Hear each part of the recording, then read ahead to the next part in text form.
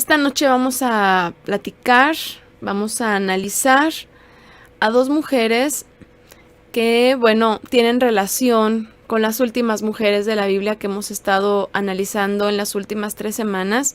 He tratado de continuar con esta etapa cronológica de la historia del pueblo de Israel, de la historia de las mujeres de la Biblia.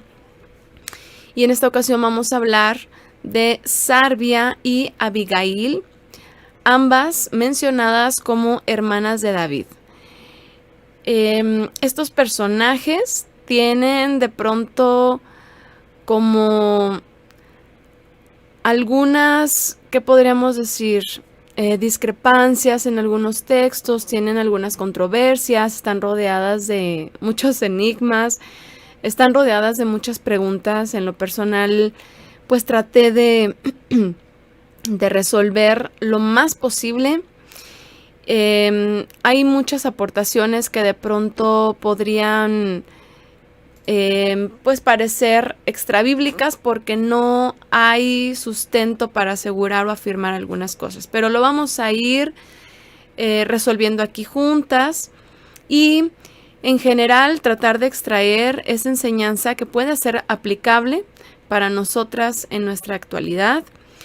Esa instrucción que a nosotras como mujeres de hoy nos pueda ayudar a despojarnos de aquellas cosas que quizás no son correctas, nos están estorbando o que de pronto podemos no entender si estamos viviendo correctamente como hijas del Creador. Y las mujeres de la Biblia, todas, absolutamente todas, nos ayudan en esa instrucción. Tenemos ejemplos buenos, excelentes, loables, pero también tenemos ejemplos que nos dicen aguas, nos ponen alertas para no cometer los mismos errores. Entonces, bueno, vamos a leer en Primera de Crónicas capítulo 2. Vamos a leer desde el versículo 13 y bueno, de entrada ustedes se van a encontrar con, dependiendo de las versiones, aquí un nombre que es Jesé. El nombre de Jesé fue la fonética o la transliteración que le quisieron dar al nombre de Ishai. Pero bueno, aquí, aunque vemos el nombre de Jesé, se está refiriendo a Ishai o Isaí, conocido como Isaí. Si ustedes ven diferentes versiones, como se la estoy poniendo en la pantalla, el primer hijo de Isaí, dice, fue Eliab, el segundo Abinadab, el tercero Simá. En otras traducciones lo van a ver como Jesé. Jesé engendró a Eliab, su primogénito, ¿ok? Entonces, bueno, aquí Ishai es el nombre original, el nombre que vamos a ver en hebreo. Aquí lo tenemos. Ishai es el nombre que vamos a ver en hebreo de Isaí. Y como saben, y sobre todo lo menciono por las personas que puedan estar escuchando nuestros estudios por primera vez, es muy importante analizar los nombres desde su idioma original. Hace unas semanas recibí unos comentarios en uno de los videos en YouTube que me decían, el nombre de este personaje que tú mencionas como Yosef no es Yosef, es José. Ese es su nombre. Y en algunas otras ocasiones ya me han dicho, ¿por qué mencionas los nombres que nadie conoce y que ese no es su nombre y que en la Biblia dice José o Isaí o etcétera, ¿no? O Jesé en este caso, alguien me va a decir, ¿no? Pero bueno, es importante que nos vayamos al idioma original, como está escrito, al menos en las traducciones pues más antiguas que se pueden acceder, que podemos consultar y investigar sus nombres, las traducciones de sus nombres, porque nos van a ayudar mucho en el contexto y en la investigación y en el aprendizaje de cada personaje. Entonces, yo voy a leer la versión de la Universidad de Jerusalén y dice así: Jesé, refiriéndonos a Ishai, engendró a su primogénito Eliab, Abinadab, el segundo Simá, el tercero, Natanel, el cuarto, Radai, el quinto, Osem, el sexto, David, el séptimo. Hermanas suyas fueron Sarbia y Abigail, Hijos de Sarbia: Abisai, Joab y Asael. 3. Abigail dio a luz a Amasá. El padre de Amasá fue Yeter el Ismaelita. Bueno, nos quedamos hasta ahí por ahora. La vida de esta familia ya desde el origen es muy polémica, es todo un tema el que hay que analizar. Se dicen muchísimas cosas, se pueden inferir muchas cosas, hay otras que no se tiene certeza, que no se pueden afirmar, pero lo que sí podemos de alguna manera pues corroborar es que Sarbia y Abigail fueron dos mujeres que pues crecieron en Belén, o que estaban en Belén, que radicaban en Belén, que era una familia humilde, una familia sencilla, pero que gracias a David posteriormente tuvieron hijos con vidas muy privilegiadas. Bueno, vamos primero con Sarbia. Vamos a analizar primeramente a ella y después a Abigail. Y bueno, nos ponen por acá: queremos profundizar en el pueblo de hebreo y ese es el idioma y queremos la... No, y no solo eso, también cuando, por ejemplo, agarramos textos en griego, por ejemplo, o del Nuevo Testamento, pues también hay que analizar las palabras origen, ¿no? Y tratar de encontrar esas palabras correspondientes en el idioma hebreo también. O sea, tenemos que hacer una investigación bastante exhaustiva también, para no descontextualizar y luego sacar doctrinas que nada que ver con el texto, ¿no? Bueno, Sarbia. En hebreo su nombre es Tzeruya. Tzeruya es el nombre que vamos a encontrar si nosotros nos vamos. Voy a poner aquí en hebreo en la pantalla. Aquí está. Ese es Tzeruya. Aquí lo tienen, lo estoy señalando. Este es el número de Strong, H6870. Y así es como lo vamos a encontrar en todos los textos en donde se menciona su nombre. Así es como va a venir en el hebreo.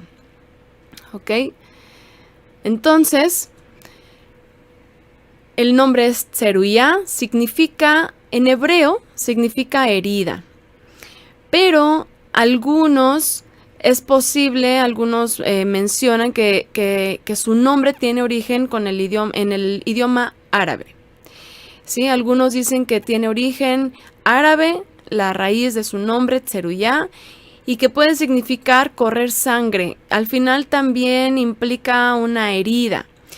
Por otro lado, investigando, algunos sugieren que su nombre significa bálsamo o resina, porque se puede derivar o puede tener origen en la palabra raíz que es tzeri.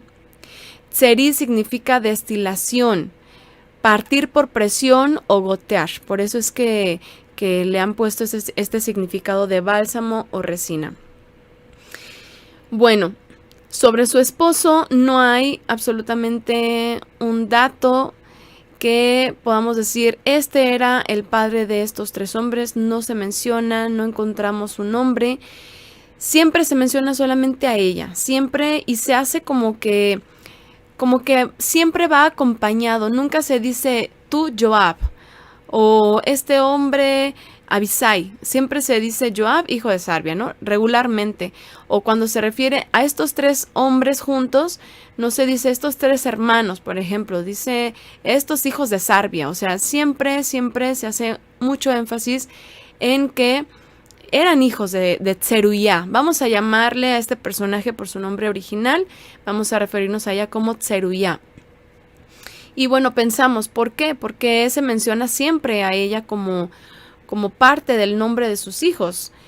Y bueno, por un lado, podría pensarse que su esposo era extranjero y por eso no era mencionado dentro como parte como parte del pueblo de Israel. Entonces podría ser que era extranjero, algo que puede ser probable, o que murió muy pronto y que dejó a su familia muy pronto, que quizás sus hijos ya eran muy pequeños todavía cuando él muere, y crecen los niños o los jóvenes, los muchachos, solamente con su madre. No se menciona tampoco que, por ejemplo, que tuviera otros hijos aparte, se hubiera casado. Simplemente, si es que pasó esto, pues ya se quedó solamente para criar a sus hijos, ¿no?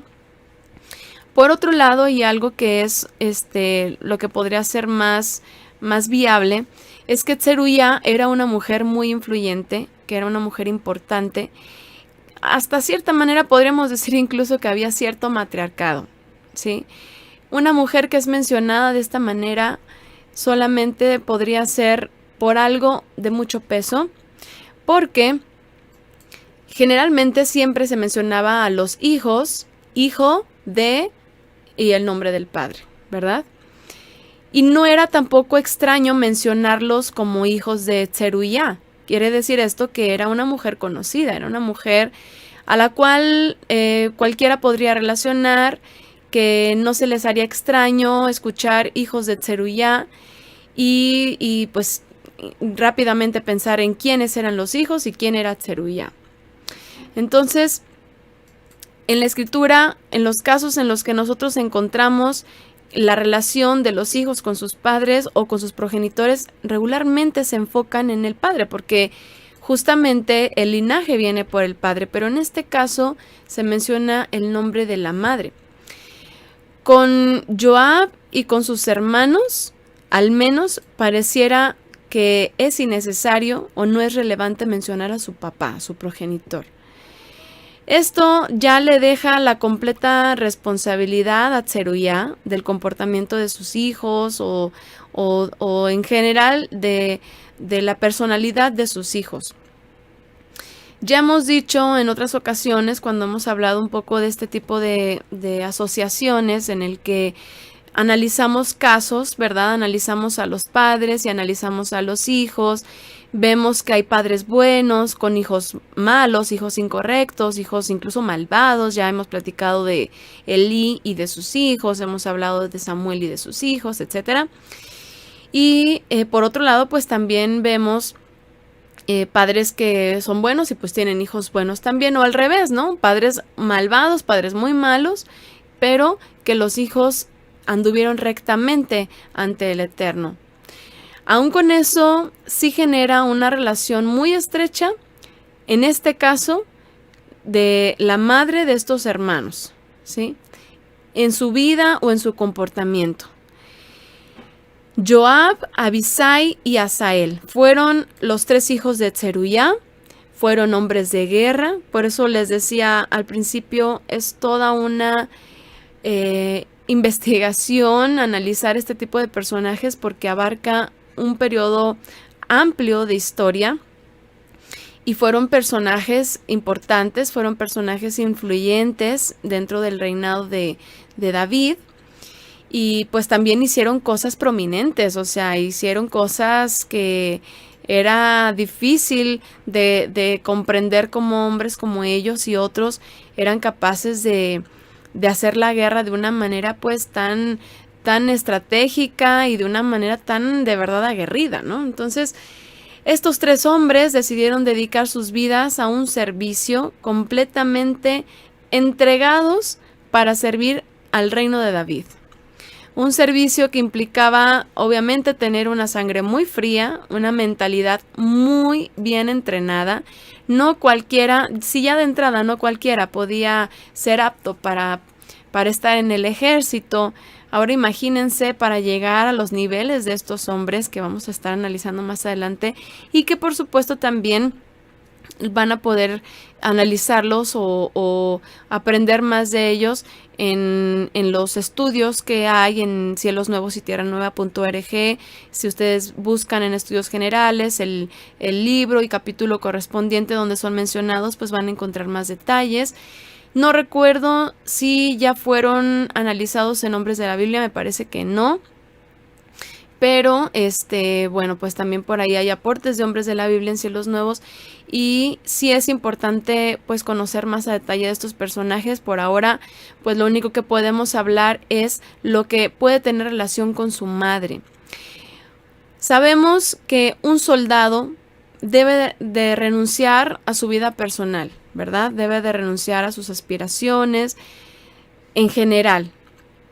Un soldado lo hace también, se entrega por voluntad propia, a pesar de el estilo de vida obviamente tan distinto que debe de llevar al resto de los civiles y las consecuencias también que todo esto puede acarrear para él y para su familia. Entonces, imagínense para esta mujer con estos 3 hijos que estaban constantemente en guerra, que vivían todo el tiempo alertas porque nunca podían bajar la guardia, y no se diga cuando estaban en periodos importantes de ataque y contraataque y todo esto, ¿no? Entonces, pues estos hombres eran hermanos con una mentalidad muy agresiva, o sea, obviamente tenían que ser aguerridos, tenían que ser fuertes, tenían que ser duros, eran impetuosos estos 3 hombres. Y obviamente esto nos pone a pensar en que, bueno, uno sabe que personas que se dedican en esta área, que entregan sus vidas al ejército, a servir de esta manera a una nación, a un pueblo, obviamente pues tienen que tener este carácter fuerte, ¿verdad? No pueden ser miedosos, no pueden ser, es decir, y digo, no porque todos nosotros a lo mejor digamos, es que nosotros sí somos muy miedosos y es gente que no tiene que tener miedo. Obviamente de alguna manera todos sienten cierto temor, cierta preocupación también, pero son personas que tienen que aprender a controlar sus emociones, a lidiar con ellas y a hacerse fríos y no dejarse dominar por esas cosas que ven, que escuchan, que sienten, sino que ir directamente al propósito para el cual son enviados por su comandante en jefe, ¿no? Entonces, estos hombres, además de ese tipo de temperamento que tenían, hay una cualidad en ellos que los hace distinguirse entre los demás, porque parecería que eran no solamente hombres de guerra, sino que iban más allá. Tenían un ímpetu que incluso David mismo dijo, estos están sobrepasados, y lo vamos a ver más adelante en palabras de él. Y este tipo de comportamientos de personas que son así, que son muy agresivas, que son muy temperamentales, que incluso ya pueden llegar a rayar en el tema de la violencia o en el tema de el abuso, incluso de llegar a ser capaces de cometer actos que no cualquiera haría, incluso un buen soldado. Lo único en lo que podemos pensar es en las influencias de estos 3 hombres. Cuando un niño, por ejemplo, en algún momento empieza a tener ciertas inclinaciones de decir, yo me quiero dedicar a tal cosa, a mí me gustaría hacer de grande tal profesión o tal actividad, obviamente todo lo hacen pues por algún tipo de influencia que rodea sus vidas. Y un niño que vive muy de cerca violencia, guerra, escasez, tristezas, depresión, obviamente será un adulto que probablemente pueda tener un comportamiento con esas tendencias también. Generalmente son personas que pueden llegar a crecer dañadas, por lo tanto pueden ser personas tímidas, retraídas, inseguras, inestables o todo lo opuesto, precisamente para tratar de resguardar esas necesidades de la infancia. Pueden llegar a ser todo lo contrario, ¿no? Muy duros, violentos, demasiado fríos, ¿no?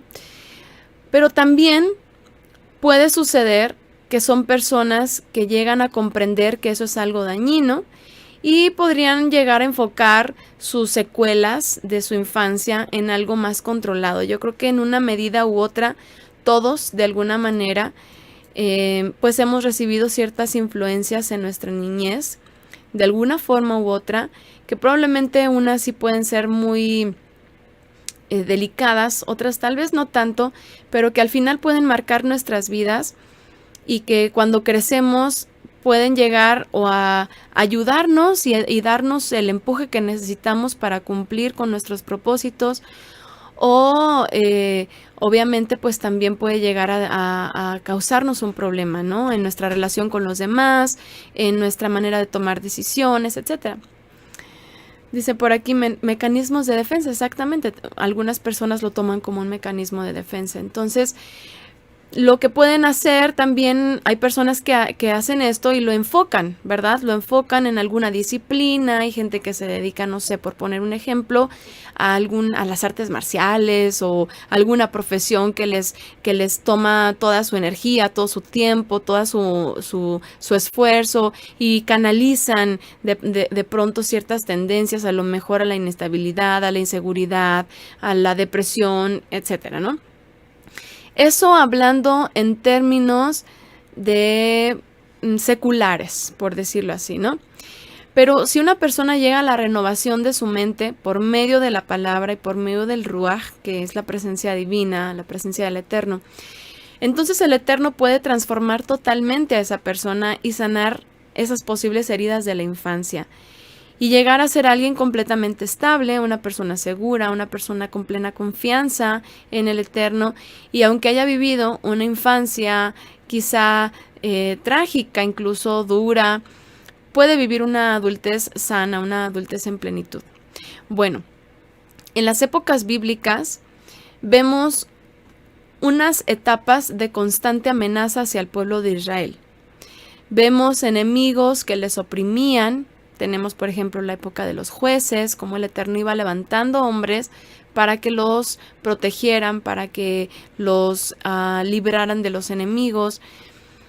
Pero también vemos enemigos que oprimían al pueblo por causa por una consecuencia de sus pecados, ¿verdad? Cuando ya el Eterno decía, hasta aquí llegó el límite de la misericordia, ya te excediste en tu pecado, persistes en tu necedad, entonces ahora sí te enviaré corrección. Y es cuando mandaba a los enemigos para que le pusieran esta corrección al pueblo, ¿no? Y bueno, recientemente lo hemos estado aprendiendo en el estudio del profeta Ezequiel, ¿verdad? Entonces, el Eterno siempre proveyó de hombres que protegieran a Israel, pero pues también había guerras, también el Eterno le daba orden a los hombres que él iba eligiendo para que pudieran destruir a sus enemigos, para que tomaran posesión de las tierras, para que acabaran con el pecado de ciertos lugares, lo cual muchas veces implicaba, pues sí, guerra, muerte. Y eso era algo que rodeaba en esas épocas. Y nada más piensen en la época del rey Saúl, cuando fue el primer rey y empieza una época en la cual tenían que estar lidiando con los enemigos y todo lo que iba sucediendo, pues les tocó vivir esto a estos tres jóvenes, a estos tres hombres, ¿no? Desde pequeños, ¿no? El Eterno también, por supuesto, pues les respaldaba en todo momento, o también enviaba ángeles que pelearan las batallas del pueblo y eran librados.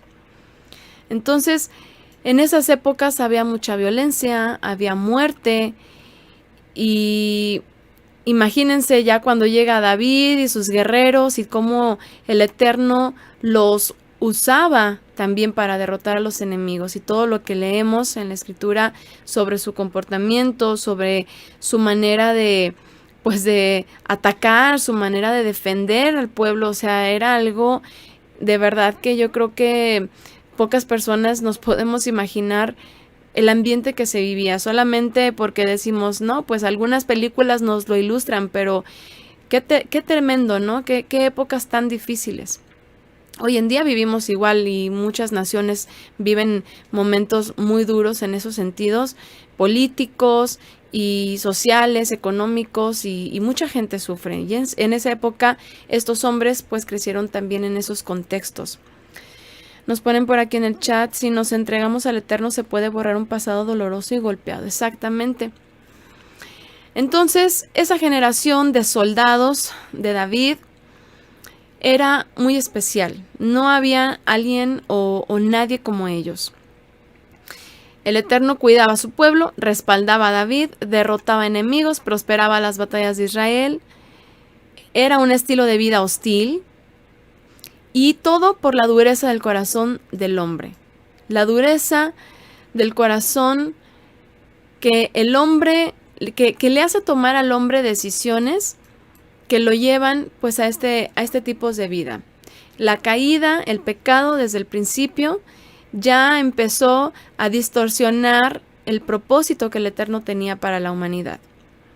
Entonces llega una etapa y pues hemos visto esto en toda la historia del pueblo y hasta nuestras épocas, en que el hombre ya se desvía y empieza a tomar sus propias decisiones, sus propios rumbos.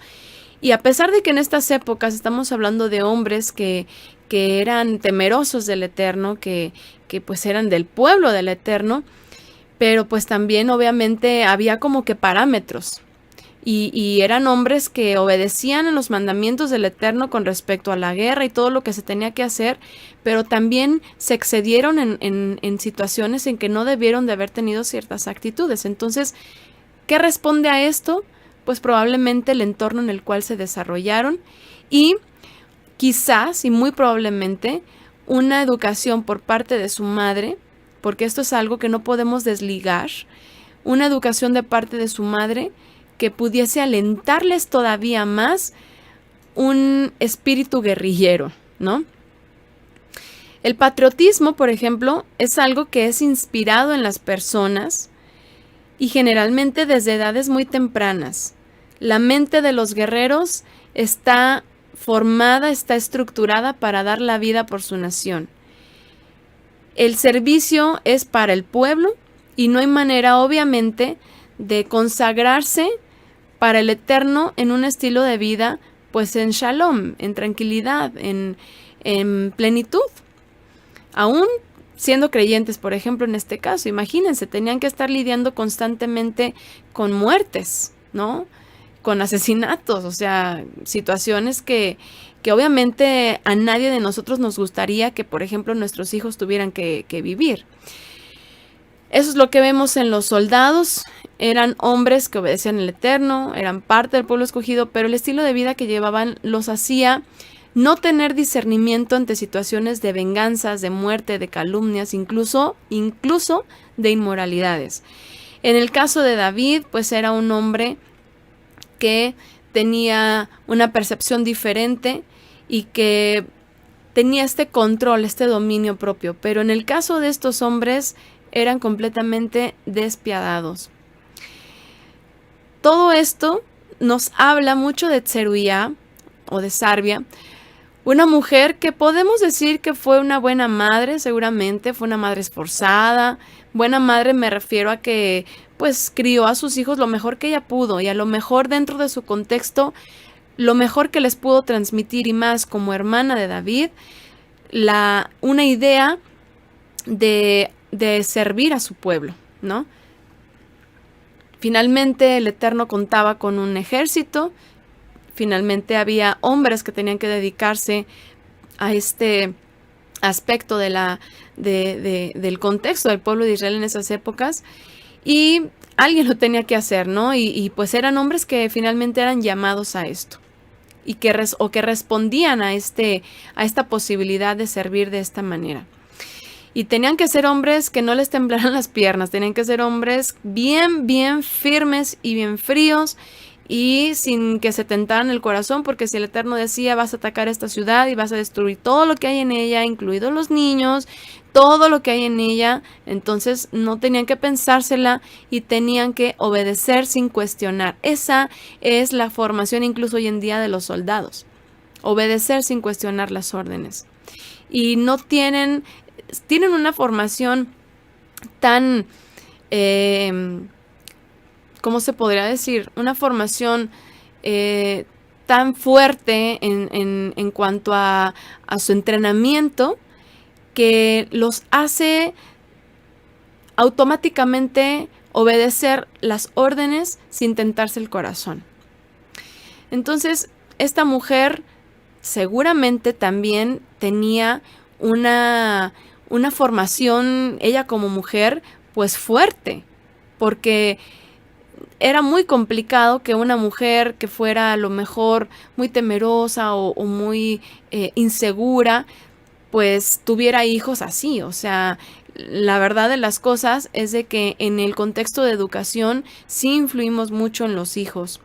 Entonces, según su contexto, seguramente era una mujer, sí, temerosa del Eterno, y sobre todo esto lo podemos ver en el nombre que eligió para sus hijos. Pero también, por supuesto, que alentó o motivó o simplemente aprobó la decisión de sus hijos desde muy jóvenes para que se enlistaran en un servicio nacionalista.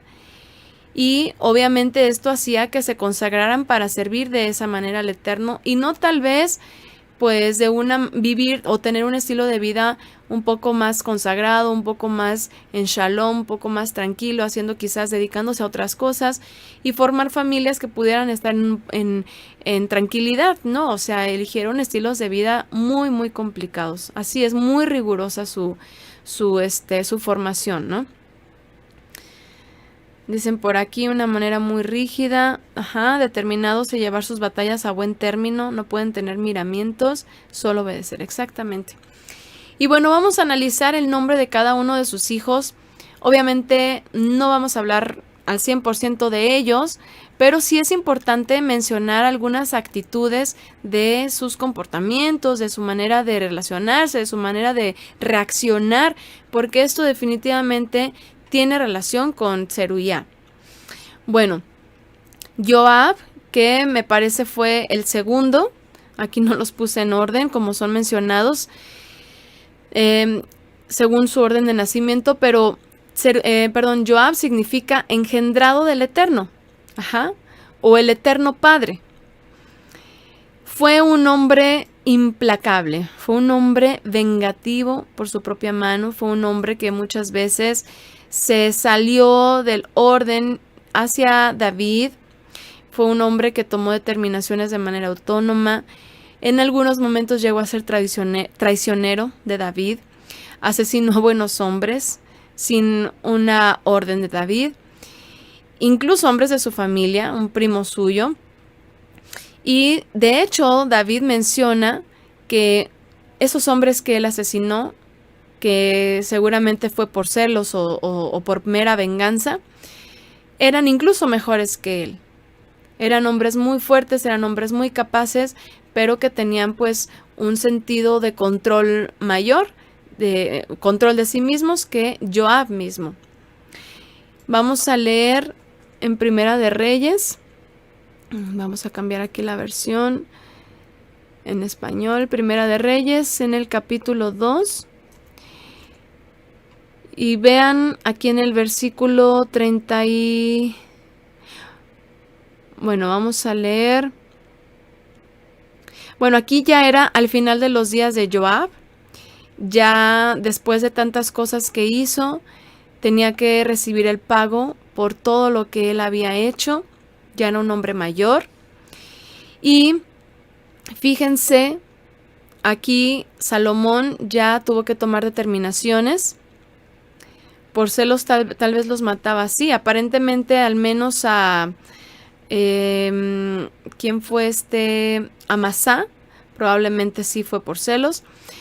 Vamos a leer desde Primera de Reyes 2:30. Vamos a leer desde el versículo 30. Dice: entró Benaías en la tienda del Eterno y le dijo: así dice el rey, sal. Respondió Joab, hablando de Joab: no, moriré aquí. Benaías llevó la respuesta al rey diciendo: esto ha dicho Joab y esto me ha respondido. El rey le dijo: haz como él dijo, mátale y sepúltale y apartarás de sobre mí y de sobre la casa de mi padre la sangre inocente que derramó Joab.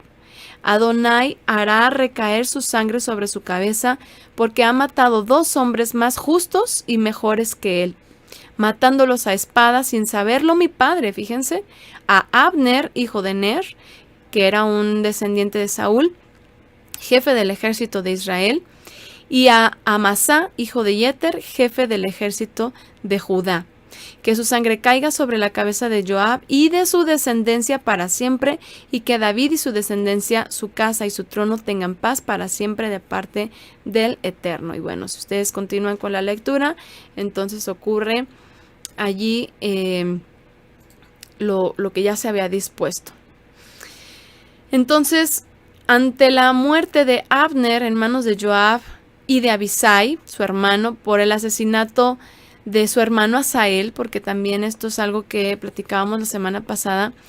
Cuando estos dos hombres, Joab y Abisai, estos dos hermanos, asesinan a Abner por la muerte de Asael, David se expresó con profundo dolor y tuvo que dejar saber al pueblo que él no había dado esa orden porque hubo gran lamento, hubo una gran pérdida en ese momento. Vamos a leer esto en 2 de Samuel. Vámonos rápidamente, 2 de Samuel, capítulo 3. Y nos vamos hasta el versículo 30 y...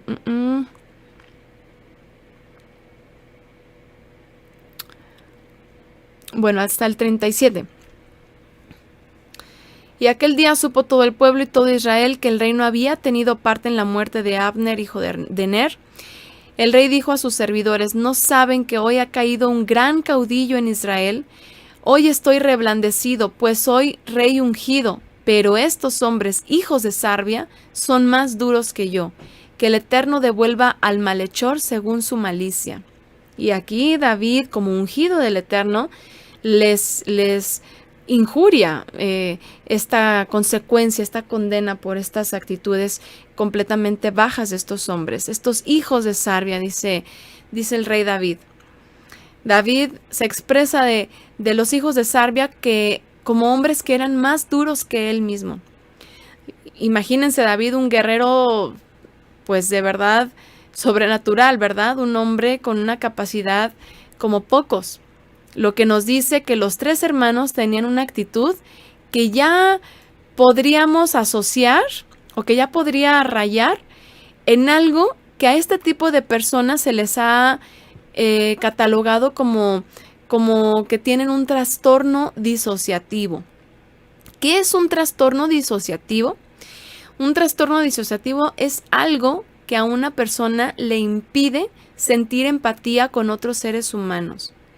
Esa empatía que previene a las personas de tener conductas violentas.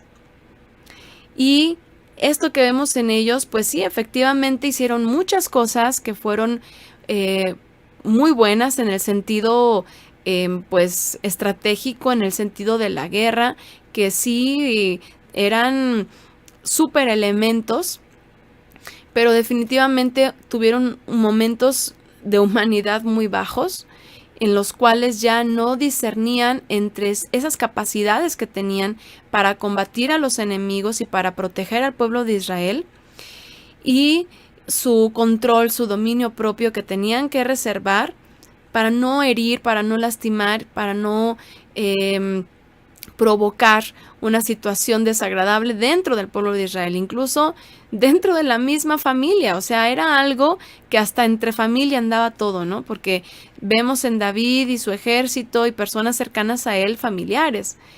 Entonces, era una situación que se salió completamente de control y bueno, todo esto como origen, obviamente ya el pecado en la humanidad, en el ser humano, pero también es algo que si se alimenta o que si no se controla, pues no puede permitir que sea erradicado. Y sí se puede, o sea, sí se puede que cambiemos esas conductas que a veces podemos llegar a aprender o que podemos llegar a percibir de las personas más cercanas a nosotros, que generalmente van a ser nuestros propios padres. O las personas con las que crecemos. Cuando se analiza, por ejemplo, dentro de la psicología, cuando se analiza a todas esas personas que son sicarios, que son, pues, no sé, asesinos en serie, todas estas personas, se ha hecho un análisis y sí se ha determinado y sí se ha asociado con este trastorno que les comento, trastorno disociativo. Ya como que son personas que ya no disciernen, ya no se dan cuenta de que es otro ser humano y literalmente ya los tratan como inferiores, como si fuera un común denominador entre estas personas que tienen este tipo de conductas. Siempre es las infancias que vivieron, en las cuales hubo hombres que probablemente vieron a sus padres cómo eran asesinados, por ejemplo. Y esto basado en testimonios reales, hombres que después de que son atrapados por la justicia, ¿no? o en estas conversaciones que tienen con los psicólogos, pues dejan saber que llegaron a ver cosas terribles. Bueno, tuvimos un pequeño corte y ahorita moviéndole aquí para tratar de reanudar, ya no sé exactamente en qué me quedé, pero bueno, retomo. Hubo casos en los cuales, analizando este tipo de hombres y situaciones que vivieron, en los que se determina que había mujeres o sus madres que no los cuidaron correctamente, que no o incluso madres que no estaban presenciales, que los dejaban a cargo de otras personas. Bueno, muchas situaciones en las cuales intrínsecamente están relacionados los padres. Ajá. Entonces, es por eso que en este tipo de casos como el que estamos analizando, en el cual no es un hombre nada más con un momento de debilidad o que haya tenido, como decimos acá en México, un resbalón. No, estamos hablando de 3 hombres que tenían esas mismas actitudes, esos mismos comportamientos. Entonces, por eso lo estamos asociando con Zeruiah, con Sarvia, su madre. Probablemente ella era así, no queremos decir que ella fuera obviamente violenta ni nada de estas cosas. No es necesario incluso eso, pero ya el hecho de formarlos, tú vas a ser, o sea, meterles en la cabeza, ¿no? Tú vas a ser un guerrero del Eterno y tú eres un hombre fuerte y contra ti nadie va a poder, y este tipo de coacheo obviamente empieza a generar en los niños, en los jóvenes, pues una mentalidad en la cual dicen, efectivamente, contra mí nadie puede, yo soy el que tiene estas capacidades, y al final de cuentas pues terminan entregándose este tipo de conductas, ¿verdad? Que si no hay discernimiento puede salirse de su control. No precisamente estoy diciendo que tuviesen un estrés postraumático como tal. Lo que estoy tratando de decir es de que Zeruiah definitivamente sí influyó en la educación de sus hijos de una manera u otra. Y obviamente su entorno, o sea, la guerra, la violencia, todo lo que vivían, pues fue algo que también tuvo que haberles formado, o tuvo que haberles motivado, o tuvo que haberles de alguna manera alentado el querer dedicar sus vidas de esta manera, ¿no? Y que si su madre era una mujer también fuerte, en el sentido de carácter, en el sentido incluso, como les decía al principio, un tanto una matriarca, pues obviamente se pueden formar hijos con estas características, y que el problema no era el hecho de que fueran excelentes guerreros. Como les digo, finalmente era un propósito también que tenían que cumplir hombres de Israel. El problema era cuando ya se salía esto de su control, cuando ya se excedían y terminaban ya abusando de esa capacidad que tenían, ¿no? O tal vez ellos tenían rabia contra su mamá y se hicieron así violentos. Más bien, yo lo que infiero es que ese ambiente en el que crecieron, tanto el ambiente de guerra como el ambiente de estar dentro y cercanos al rey de Israel, al ungido, un hombre como David, y ser su mano derecha y ser el jefe, en el caso de Joab, y el ver que otros a lo mejor estaban empezándose a ganar el favor de David, o el simple hecho de tener el poder y la capacidad de asesinar a un hombre. Obviamente esto les hacía tomar estas determinaciones y que se salieran de su control. Y si su madre desde su niñez no les enseñó a tener esta empatía, no solamente por la vida humana, sino sobre todo pues por los de su propio pueblo, pues efectivamente lo que íbamos a ver era una actitud así. O sea, yo lo que estoy diciendo es, todo influyó, incluso Zeruiah, para que estos hombres tuvieran este tipo de comportamientos. Dice, su crianza totalmente los pudo motivar a su y su entorno quizá. Exactamente. Creo que toda clase de conductas tienen raíces, así es. Y dice, o los obligaron a hacer eso y no lo querían. No, definitivamente sí, era algo para lo que eran muy capaces y estaban muy determinados a hacer. Bueno, Joab tuvo un hijo que también siguió sus pasos. Su hijo fue Eliab, y esto lo encontramos en Primera de Reyes, capítulo 4, verso 6. Se los leo rápidamente. Ahisur, mayordomo, está hablando de quienes estaban al servicio ya en el reino de Salomón. Dice, Eliab, hijo de Joab, jefe del ejército. Adoram, hijo de Abda, encargado de las levas. Bueno, aquí está Eliab, hijo de Joab, que también era jefe del ejército. Y bueno, siguió los mismos pasos de su padre, lo cual nos lleva ahora a pensar en su madre, es decir, la esposa de Joab, que seguramente también tenía, imagínense, tenía que tener una fortaleza especial, una mujer, para estar con un hombre con un estilo de vida como el de ellos. Un hombre, estar al lado de un hombre que vivía en medio de guerra, de intrigas, de tensión cada día, de calumnias, de chismes. O sea, de verdad que estar con un hombre como ellos, yo creo en lo particular que sí requería de mujeres con ciertas capacidades emocionales para aceptar y para controlar pues en sus emociones, en sus vidas, cualquier cosa que se venía, porque imagínense Zeruiah, cuando mueren sus hijos, ¿no? O cuando muere su hijo Asael. O sea, tenía que resignarse a que pues era algo que tarde o temprano podía ocurrir. Bueno, vamos a hablar de Abishai. Abishai, el siguiente hijo de Zeruiah, significa el padre obsequia o mi padre es generoso, Abishai, aunque también puede traducirse como padre Ishai, que sería Ab de padre, Ishai el nombre de Isaí. El nombre de Abishai en particular,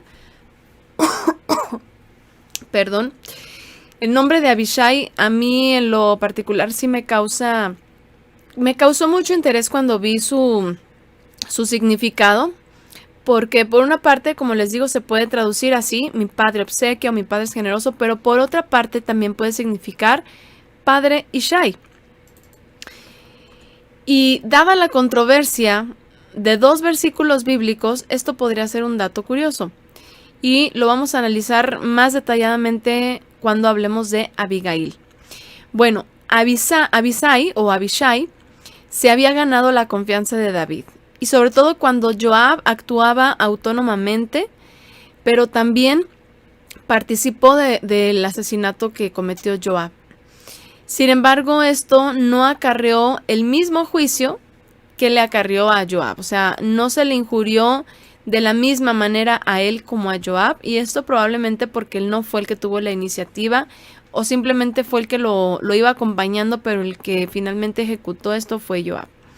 Pero también era un hombre que obviamente pues era un guerrero que no podía tener dolor por sus enemigos. O sea, era un guerrero totalmente. Y es que esa era la mentalidad que tenía un buen soldado. Tristemente, ¿verdad? Pero pues así es en esas actividades. Bueno, vamos a leer 1 Samuel capítulo 26, verso 8, se los leo rápidamente. Dijo entonces Abishai a David: hoy ha copado Elohim a tu enemigo en tu mano. Déjame que ahora mismo lo clave en tierra con la lanza de un solo golpe. No tendré que repetir. Bueno, esto cuando David huía de Saúl. Saúl lo estaba persiguiendo y se acercaron al lugar en el cual él estaba durmiendo, donde Saúl estaba durmiendo. Y rápidamente Abishai dijo: aquí está ya tu enemigo en tu mano, déjame que ahorita mismo lo clave. O sea, yo lo hago. Ni siquiera le dijo hazlo, ya lo tienes en tus manos. O sea, no, dijo yo lo hago y lo voy a hacer de un solo golpe, también que no tendré que rematar. O sea, no tendré que repetir. Definitivamente pues un hombre que también tenía este ímpetu, pero no como Joab, o sea, no de una manera tan descontrolada como la vemos en Joab en ciertos casos. Pero también, pues así eran, ¿no? Y eran hombres así, los valientes, ¿no? Que al final de cuentas era necesario que tuvieran este tipo de... Para él no era el ungido, hablando de Saúl, para él no era, él era el enemigo, entonces había que acabarlo. Esa es la mentalidad de los guerreros y esa es una mentalidad que tenía que formarse, ¿sí? Tenía que formarse y todas las circunstancias que lo rodearon fueron las que le dieron forma a esta manera de percibir las cosas, ¿no? O en el caso a los enemigos y la guerra. Bueno, el siguiente hijo fue Asael, el siguiente hijo de Tzeruya. Su nombre significa obra de Elohim o Elohim ha hecho. Asael era muy joven y probablemente el menor de los tres. Y lo que vemos en él en tan poco relato es que era un hombre impetuoso, un hombre necio, un hombre que se dejaba llevar por las emociones del momento, que no consideró las consecuencias, demasiado seguro de sí mismo como para tener prudencia, y esto es una actitud típica de una persona inmadura, definitivamente. Esto es algo que incluso vemos mucho en los jóvenes, ¿verdad? Y obviamente no en todos, hay jóvenes muy centrados, pero sí es algo que se ve muy frecuentemente. Bueno, cuando David fue ungido como rey sobre Judá, y esto es reconocido por el pueblo después de la muerte de Saúl y de sus hijos, aunque ya el Eterno lo había elegido y lo había confirmado a David, el pueblo estaba dividido. Los de Judá apoyaron a David, pero los de Israel seguían a Isbaal, un hijo de Saúl. Y uno de los que lo impulsó fue Abner, hijo de Ner, que era un familiar del rey Saúl. Era el jefe del ejército y dirigía el ejército de Israel. Entonces, mientras que Joab en su momento estaba dirigiendo el de Judá, que estaba con David. Bueno, en medio de todo esto, Joab y sus hombres, que eran muy experimentados y que eran excelentes guerreros, retaron a Abner y a su gente y trajo una calamidad y la muerte de Asael. Y esto lo van a encontrar en 2 de Samuel, capítulo 2. Vamos a leer rápidamente esta parte donde muere Asael. Vamos a leer desde el versículo 12. Dice, bueno, voy a leer rápidamente aquí el comentario. Eran parte de los valientes de David y sus características eran, y todo el que estaba endeudado y todos los que se hallaban en, bueno, creo que van a completar aquí el texto. Bueno, vamos a leer el versículo 12, dice, salió Abner, hijo de Ner, y los seguidores de Isbaal, hijo de Saúl, de Mahanaim, hacia Gabaón. Salieron también Joab, hijo de Sarbia, y los veteranos de David, y se encontraron cerca de la alberca de Gabaón. Se detuvieron los unos a un lado de la alberca y los otros al otro. Dijo Abner a Joab, que se levanten los muchachos y luchen en nuestra presencia. Dijo Joab que se levanten. Aquí Joab respondiendo a la provocación, ¿verdad? Se levantaron y avanzaron los designados, 12 de Benjamín por Isbaal, hijo de Saúl, y 12 de los veteranos de David. Cada uno agarró a su adversario por la cabeza y le hundió la espada en el costado. Así cayeron todos a la vez, por lo que aquel lugar se llamó Campo de los Costados. Está en Gabaón. Hubo aquel día una batalla durísima, y Abner y los hombres de Israel fueron derrotados por los veteranos de David. Estaban allí los 3 hijos de Sarbia, de Tzeruya, Joab, Abisai y Asael. Era Asael ligero de pies como un corzo montés. Asael marchó en persecución de Abner, sin desviarse en su carrera tras de Abner ni a la derecha ni a la izquierda. Se volvió a Abner y dijo, ¿eres tú Asael? Respondió, yo soy. Abner le dijo, apártate a la derecha o a la izquierda, atrapa a uno de esos muchachos y apodérate de sus despojos. Pero Asael no quiso apartarse, se entercó y dijo, voy por Abner, ¿verdad? Insistió de nuevo Abner diciendo a Asael, apártate de mí, ¿por qué he de derribarte en tierra? ¿Cómo podré alzar la vista ante tu hermano Joab? pero no quiso apartarse y Abner le hirió en el vientre con el cuento de la lanza, con la parte trasera de la lanza, saliéndole la lanza por detrás. Cayó allí mismo, murió. Todos cuantos llegaban al lugar donde Asael cayó y murió, se detenían. Imagínense esta situación. Obviamente pues aquí hay que seguir leyendo. Todo esto resulta interesante ver cómo se iba dando y lamentable, triste, una situación que verdaderamente debía de ser un pesar muy grande para Tseruya. O también para, imagínense, su madre, ¿no? Sus esposas, la madre de sus hijos. Al menos de Joab sí se dice que tenía su hijo. Entonces, es algo que en definitiva marcaba mucho la época a estas mujeres, y estos hombres guerreros nos dejan ver que Tseruya vivió momentos muy tristes a los que ella tuvo que asimilarse y tuvo que aceptar. Pudo haber sido diferente, pudo Tseruya haber dirigido la mentalidad de sus hijos en otro estilo de vida. Probablemente sí. Probablemente si desde pequeños hubiera enfocado a sus hijos diferente, probablemente hubieran elegido otra manera de servir. Pero al final de cuentas, incluso aunque lo hubiera hecho, ellos iban a tomar la decisión. Y si hay una motivación, pues lo iban a hacer y se iban a dedicar a esto. Y si tenían estas aptitudes o estas habilidades, pues con mayor razón.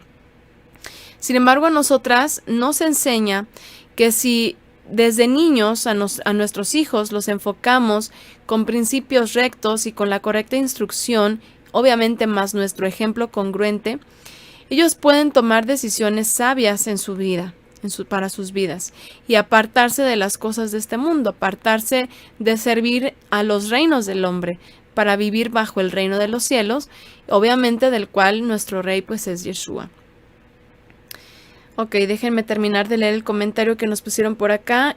Lo voy a leer desde el principio. Eran parte de los valientes de David y sus características eran: y todo el que estaba endeudado y todos los que se hallaban en amargura de espíritu, y fue hecho jefe de ellos y tuvo consigo como 400 hombres. Fíjense, y se juntaron con él todos los afligidos. Así es, todo el que estaba endeudado y todos los que se hallaban en amargura de espíritu. Entonces es muy probable, y es que para que unas personas o para que una persona tenga esta facilidad de enfocar sus vidas de esta manera, definitivamente que tiene que haber algo que lo motive, tiene que haber algo que los impulse a dejarse llevar por estas actividades, ¿no? Y servir de esta manera. Yo creo que no cualquiera podría servir de esta forma.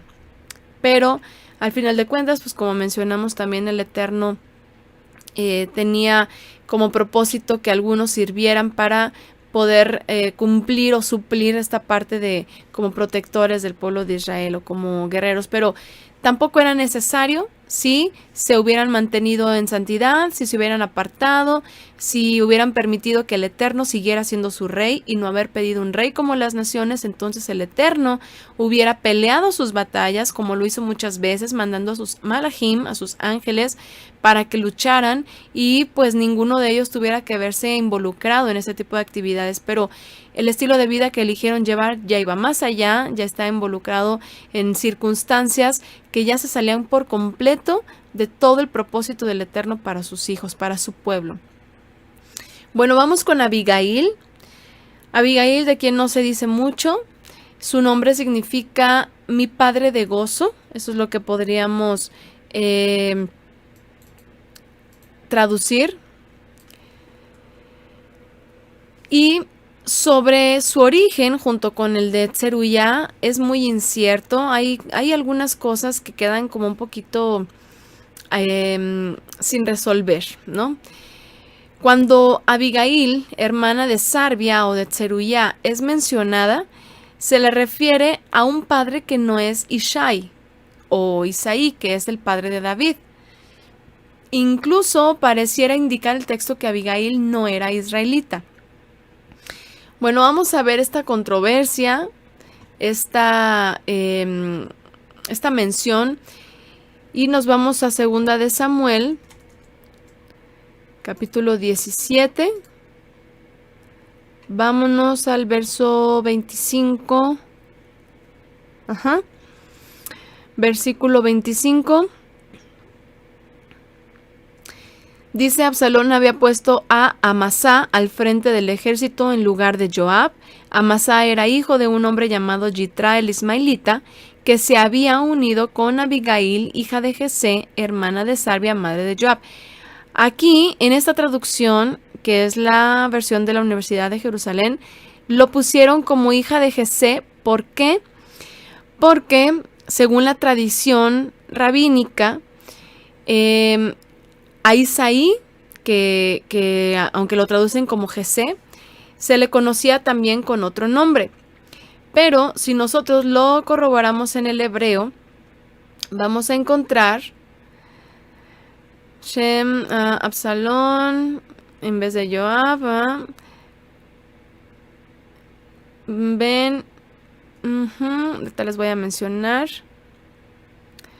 Abigail, aquí está, Abigail Bat Nahash. Vean, yo pongo el cursor sobre la palabra que nos lleva al diccionario de Strong, que es la H5176, y vean cómo ahí dice muy claramente Nahash, y si ustedes conocen el hebreo, al menos sus letras, obviamente aquí no dice Jesé ni Ishai, aquí es una Nun, una Het y una Shin, y aquí dice Nahash. Ahora vamos a compararlo en otras versiones para que vean cómo en otras versiones sí lo dejan correctamente. Esta versión Biblia al día, hija de Nahash y hermana de Sarbia, la madre de Joab. Amasa, hijo de un hombre llamado Yitra, que lo tuvo de Abigail, hija de Nahash. Esta es la Castillán. Acá hay otras. Bueno, aquí lo están viendo la Dios habla hoy, del 96. Dice que había tenido relaciones íntimas con Abigail, hija de Nahash. Dice aquí, que en hebreo es Nahash. Y hermana de, aquí dice Seruyá. Ya sabemos que es Seruyá, la madre de Joab.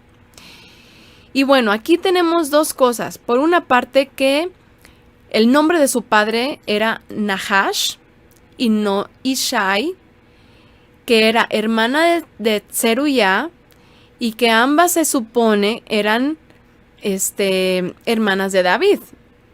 Pero todos sabemos que el padre de David era Ishai. Entonces, bueno, aquí hay una situación que se tiene que resolver en cuanto al padre de estas dos mujeres. Y por otro lado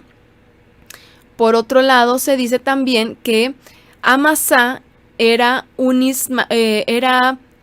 hijo de un ismaelita.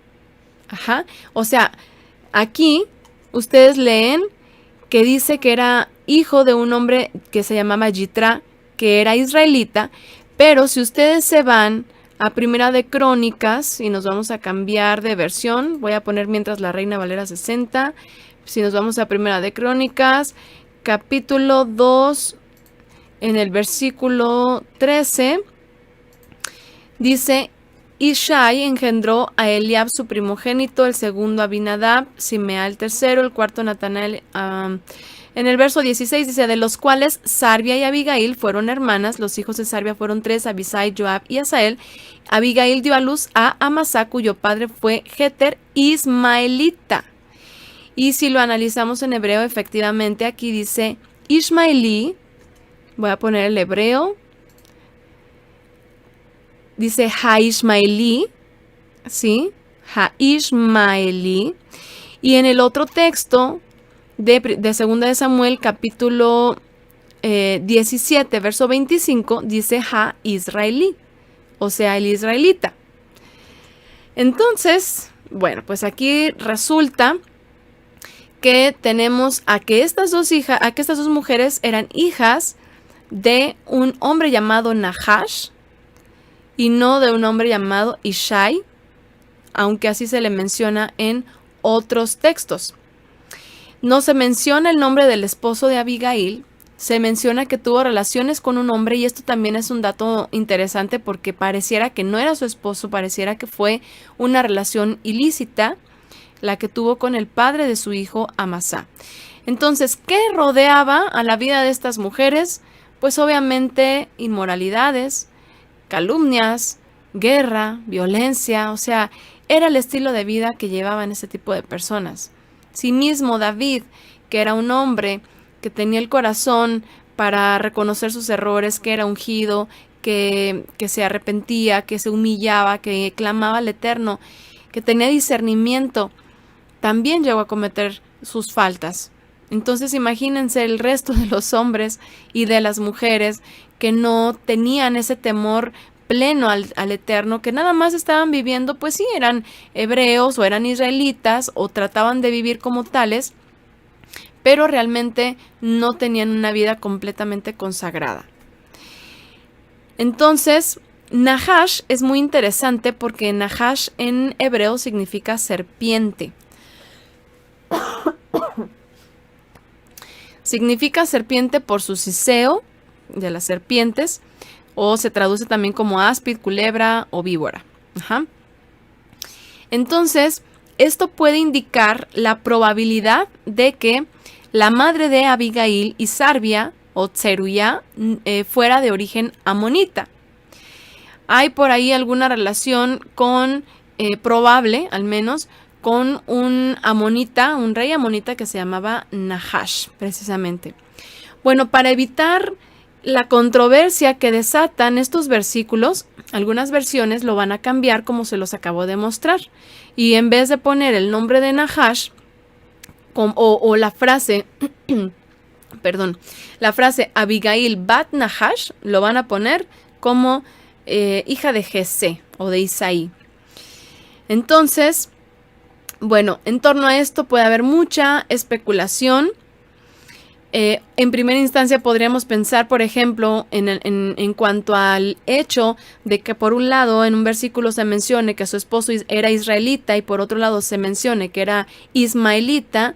Podríamos pensar, pues fue un error de copiado, una confusión, qué sé yo. Podríamos pensar muchas cosas, ¿verdad? Pero, por otro lado, hay otras posibilidades. Una de ellas es que Sarbia y Abigail eran hijas de un hombre llamado Nahash, pero que su madre enviudó porque su padre muere y se casa con Ishai, con quien después tuvo a David, el más chico, siendo entonces Tseruya y Abigail en realidad medias hermanas de David, solo que en los textos hebreos nunca vamos a encontrar esta palabra medias hermanas, o sea, siempre si son hijos del mismo padre pero no de la misma madre, se menciona como hermanos.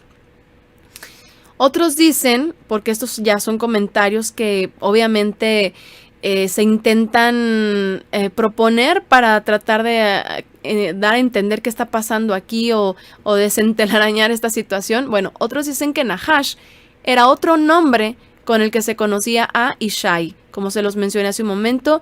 Esto de parte de la tradición talmúdica. Entonces, yo en lo personal no soy para nada partidaria de esta postura porque no hay otro indicio, no hay otra posibilidad que nos pueda... Además, ¿por qué Nahash? O sea, ¿por qué a Ishai le ponen el nombre de Nahash? En todo caso, ¿por qué le llamaban así? Y bueno, yo sé que en el judaísmo son expertos en sacar conjeturas o sacar historias o meter historias que incluso a veces no son de su autoría y se piratean de otras tradiciones, como por ejemplo la babilónica, como en el caso de Ishtar, que la introducen y le dan un zarpazo judío, pero en realidad pues es una historia completamente babilónica. Pero imagínense, o sea, tratar de decir es que era otro nombre de Ishai es algo súper forzado. Por otro lado, hay otra opinión que, bueno, la voy a mencionar como parte de las posibilidades que algunos han propuesto. Otros dicen que David era hijo ilegítimo de Ishai, siendo su madre una prostituta, que ya tenía por hijas a las dos mujeres mencionadas, pero que se embarazó engendrando a David y que Ishai se hizo cargo y crió con el resto de sus hijos a David, aunque, y obviamente a sus dos hijas que ya tenía, aunque siempre menos favorecido. Por eso de pronto vemos en algunos salmos o vemos, por ejemplo, cuando Samuel llega para seleccionar al que sería rey después de Saúl, y a David como que lo dejan relegado, como que no lo contemplan parte de la familia, y mismo David también era muy rechazado y lo menciona en muchos salmos, en varios salmos, ¿verdad? Incluso cuando él dice, en pecado me concibió mi madre, algunos, aunque afirman que esto se refiere al pecado en el cual nacemos todos por causa de la caída en el principio, pero lo menciona en 2 salmos como una manera de aludir que su madre pecó, que probablemente se prostituyó y que en ese sentido fue engendrado él. Entonces, bueno, no podemos afirmar nada con seguridad. Lo más probable, en mi opinión, es la primera posibilidad, que sería que esta mujer enviuda y que con ese hombre con el que se había unido tuvo a Sarbia y a Abigail, y después se une con Ishai, y es que engendran a David. Y por eso David era muy diferente de sus hermanos, por eso David era incluso físicamente muy, muy diferente. Dice que era trigueño, que tenía una color de piel y de cabello distinto, incluso se le menciona como muy hermoso, haciendo como una diferencia del prototipo de hombres del Medio Oriente de la época de la región. Ajá. Entonces, probablemente por eso les mencionaba hace momento, esta mujer, la madre de David, era extranjera, por lo tanto también estas mujeres, y por lo cual no sería extraño que también Abigail y Tseruya se hayan unido con hombres extranjeros, que se hayan casado con otros hombres. Y si se trata del lado del pueblo de Amón, pues con mayor razón, porque al final era un pueblo hermano, ¿no? Bueno, entonces este hijo que tuvo Abigail, Amasá, también se enfiló en el ejército. O sea, al final de cuentas esto era algo que ya era como parte de la familia, ¿no? En este caso se puso del lado de Absalón, por lo que fue puesto como jefe, y esto lo leímos en 2 de Samuel, capítulo 17, verso 25. Y vemos lo mismo, eran personas que vivían entre murmuraciones, entre conspiraciones, entre engaños, traiciones y puras tragedias.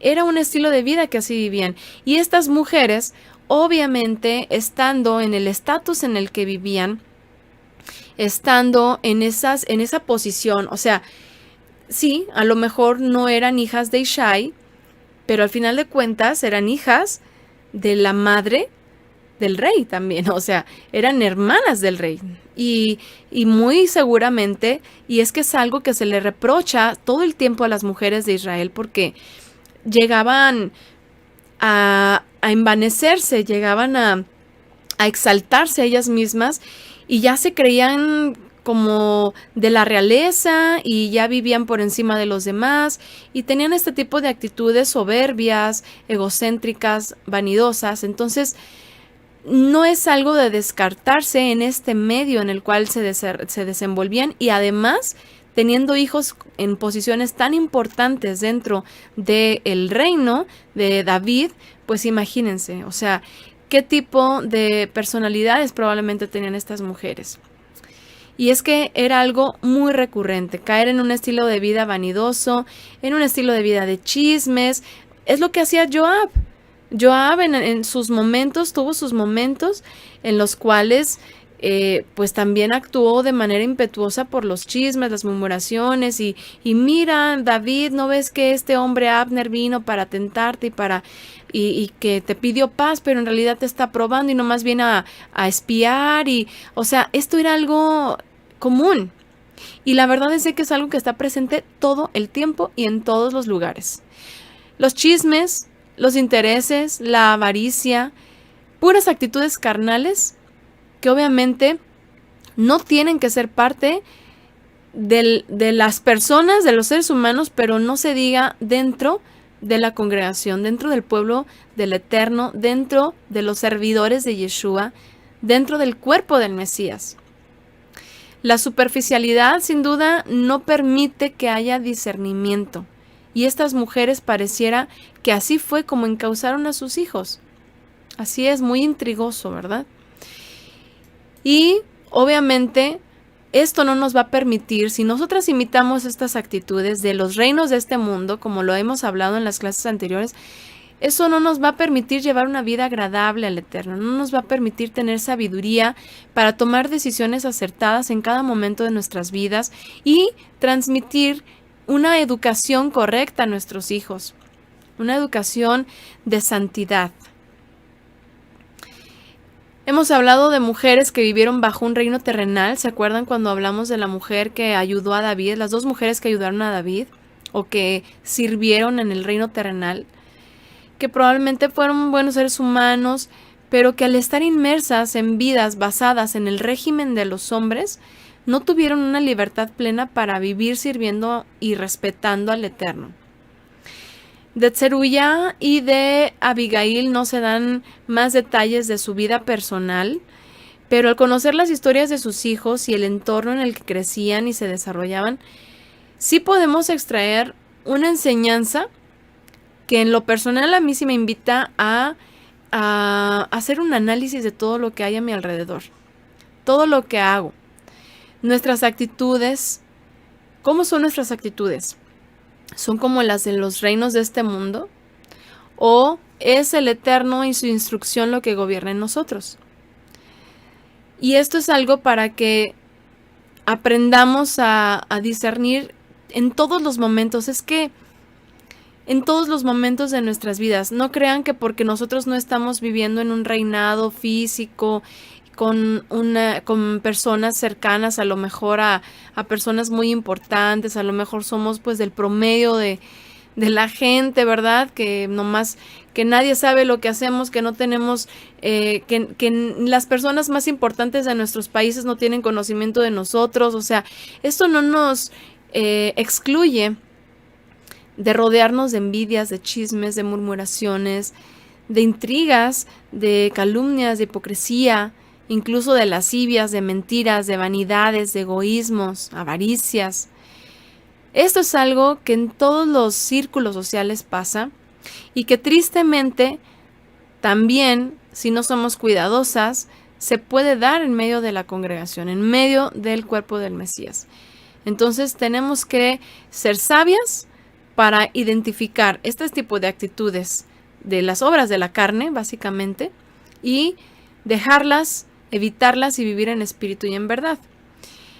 Si nosotras, como hijas del Eterno, como creyentes, queremos vivir dignamente y en obediencia, creo que tenemos mucho que reflexionar, mucho que analizar, porque a veces, aunque nada más estemos en nuestra casa y a lo mejor decimos, bueno, yo no socializo con las vecinas o con familiares que no son creyentes, estoy muy apartada, estoy en mi casa, pero a veces tenemos contacto con otras personas en algún momento que no lo esperábamos, y ahí podemos empezar a recibir a lo mejor situaciones, palabras, expresiones que no son correctas, que no encaminan ni en la santidad ni en la edificación, y entonces tenemos que aprender a decir no y alejarnos de ese tipo de actitudes, ¿no? O de personas.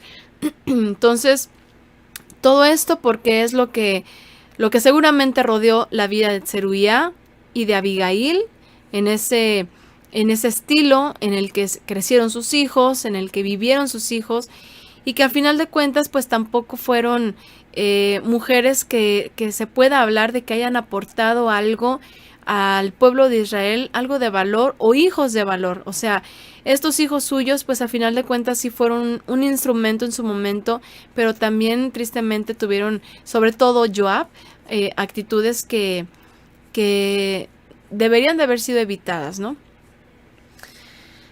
Bueno, nos dicen por acá, yo leí esa historia acerca de David, también lo escuché del hermano Antonio, qué tremendo una familia disfuncional, por decir algo, así es.